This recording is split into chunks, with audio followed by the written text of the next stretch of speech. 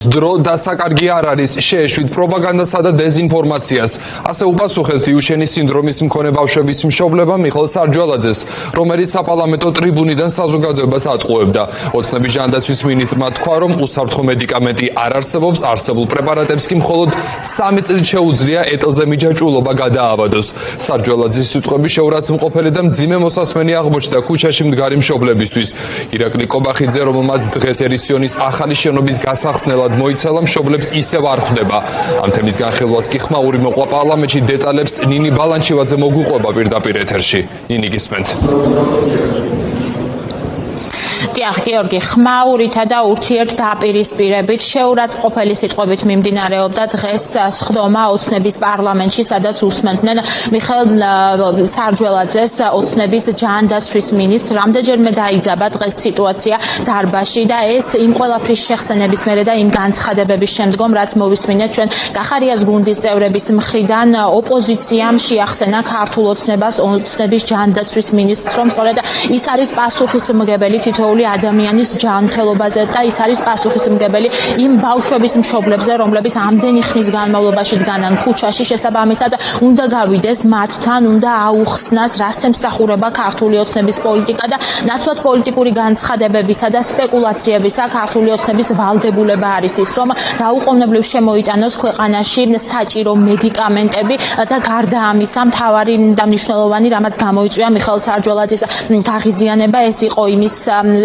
ის განცხადება კახარიას გუნდის წევრების მხრიდან, რომ ის არის სიცოცხლისთვის საშიში თანამდებობის პირი და ამის შემდგომ ჩვენ უკვე ვნახეთ მათ შორის ქართული ოცნების დეპუტაციის გაღიზიანებაც, უსინდისო, უნამუსო, უტიფარი ეს იყო სიტყვები, რომლითაც გადაეფარნენ საკუთარ თანაგუნდელს ოცნების დეპუტატები და რამდენიმე წუთის განმავლობაში სწორედ სხდომათა დარბაზში ეს შეურაცხმყოფელი განცხადებები გვესმოდა მათი მხრიდან და მეტიც მიხეილ სარჯვალაძე მივიდა იქამდე, რომ საკუთარ ოპონენტებს ავადმყოფიც კი უწოდა.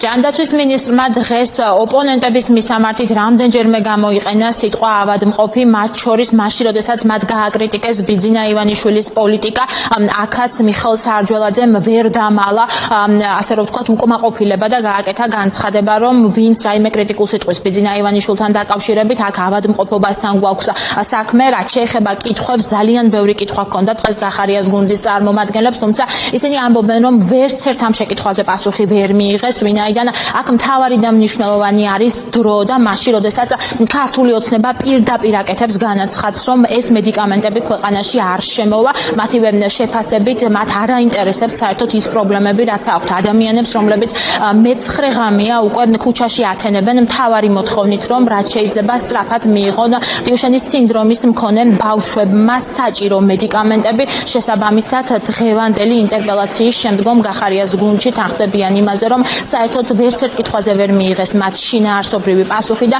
ოცნების ხელისუფლება ვერ ასრულებს ნაკის ვალდებულებებს. სამწუხაროა, რომ ასე დიდ მანკიერებას ვადევნებთ თვალს, რასაც ქვია პოლიტიკოსების მხრიდან ამ თემებით ძალიან ბინძური სპეკულირება. განარად უნდა უღირდეს უბრალოდ ადამიანს ის იკადროს, რომ ასე არაკვალიფიციურად ვინმეს თვალში ნაცარს აყრიდეს. ბატონო მიხეილ, თქვენ სამედიცინო განათლება გაქვთ? მაინტერესებს. თავს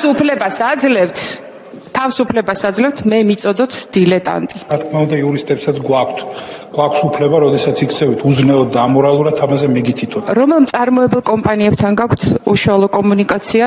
იყო კონსულტაციები და მოგახსენეთ, რომ ერთ-ერთ მედიკამენტთან დაკავშირებით ძალიან ავტორიტეტული კომპანია აგზავნის ელექტრონულ პოსტას, რომელშიც არის პრეზენტაცია, რომელშიც ნათქვამია, რომ დიახ, ელევიდისი მიიღებსო 2025 წლის ბოლო კვარტალშიო მიიღებს ავტორიზაციასო. FDA-მ გააუქმა მის მიერ მიღებული გადაწყვეტილება და თქვა, რომ ფატალური რისკები აქვს ამ მედიკამენტს. ვცდილობთ ახლა, რომ სასოწარკვეთილი მშობლების გაღიზიანება მოახდენოთ.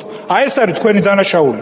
აი ეს არის, რა თქმა უნდა, თქვენი ამორალობა. 2-3 წლით გადავადდეს ეტლში გადაჯდომა, ამისთვის არაპირებთ თანხების დახარჯვას, ეს თქვენვე დაადასტურეთ. საერთოდ ვერ ხვდები, რატომ აძლევთ საკუთარ თავს იმის უფლებას, რომ ადამიანს თუნდაც 2-3 წლით ეტლში გადასმა არ ჩათვალოთ მნიშვნელოვნად. თქვენი წინამორბედიც ესე აშავებდა აქონდროპლაზიის წამალს და შემდეგ ნახეთ, რომ რა შედეგი გამოიღო აქონდროპლაზიის წამალად. ძალიან ბევრი ტყუილი თქვით. მაჩვენოს ერთი ფრაზა, რომელიც იტყვის, რომ მე წინააღმდეგი ვარ, თითქოს და წინააღმდეგი ვარ, რომ ეხლაც არ ვინმე არ მოჭრას ეს. რომ თითქოს და წინააღმდეგი ვარ და უმნიშვნელოა ეტლში ჩაჯდომის გადავადება და ამის გამო წამლის ყიდვა. ეს არის მტკნარი, სრულიად გამიზნული და უტიფარი ტყუილი. უსინდისობაა ეგ, სხვა სახელი ამას არ აქვს. ეხლა დასხედით და სათითაოთ ამ ციტატების საწინააღმდეგოდ, ოღონდ რომელიმე ექიმის მოსაზრება კი არ თქვათ. თქვით, რომ ასეთი რამ არ იძებნება, ან მეორე თქვით, რომ ამის საწინააღმდეგოდ არსებობს გადაწყვეტილების შეცვლის დამადასტურებელი არგუმენტი. ასეც თქვენ ვერ ნახავთ და აღმოჩნდება, რომ ვინ არის მატყუარა და ფლიდი, მე მგონი ეს თქვენ კარგად მოგეხსენებათ ამის შემდეგ. მე მგონი ამას შეგუებული ხართ, რომ ეს იარლიკი არ აქცდებათ. ახლა როდესაც ნახეთ, რომ ვიღაცის სასოწარკვეთა შეგიძლიათ საკუთარი ქულების და დივიდენდების დასაწერად მანკიერად და უზნეოდ გამოიყენოთ, ახლა აჟიტირდა თქვენი მხარე. 9 მილიარდი რომ არ გადაიხადა საპატიო თავმჯდომარემ ბიუჯეტში, მაშინ რატო არ იყავით ესეთ შეუვალი? მაშინ როცა 26 რიანო მობილით ამაყობთ, როცა 900 მანქანა მარტო წელს შეიძინა სახელმწიფო ავტოპარკმა. ნუგძულთა ადამიანები განსხვავებული პოლიტიკის გამო არ შეიძლება უბრალოდ ჯანდაცვის მინისტრი ბრძანდები და თქვენ უნდა უმკურნალოთ ყველას. როგორ შეგიძლიათ მაგალითად სრულიად უტიფრად აი ბატონი ბიძინა ივანიშვილის რაღაცა საგადასახადო ვალდებულებების თაობაზე აი ამ თემის რაღაცნაირად მიწეპება და ასე შემდეგ. სრულიად არანორმალური, ავადმყოფური, აქაც ამ შემთხვევაში ავადმყოფური ტყუილები. ავადმყოფური ნიშნავს იმას, რომ ეს არ არის ნორმალური თქვენი ქცევა. დიახ, ასეთ შემთხვევაში ასე შეგვიძლია რომ მოიხსენიოთ. შეურაცხყოფა არ არის. ეს არის რეალურად კლინიკური მდგომარეობის ახსნა. მე ვფიქრობ, რომ განსაკუთრებულად ექიმისთვის დაუშვებელია სიძულვისა ზიზღისენით საუბარი. შეიძლება ის რომ დავიცვათ მინიმალური სტანდარტი. ძალიან საინტერესო იყო ჩემთვის თქვენს წინაშე წარდგომა და ამ თემებზე საუბარი, თუმცა ნამდვილად ვერ დავარქმევ ამდენი ფრიდობისა და უსინდისობის ნახვას პარლამენტში მოსვლისას. ალბათ ეს დაწესებულება და უმრავლესობის შემადგენლობა ამას არ იმსახურებთ. დიდი მადლობა.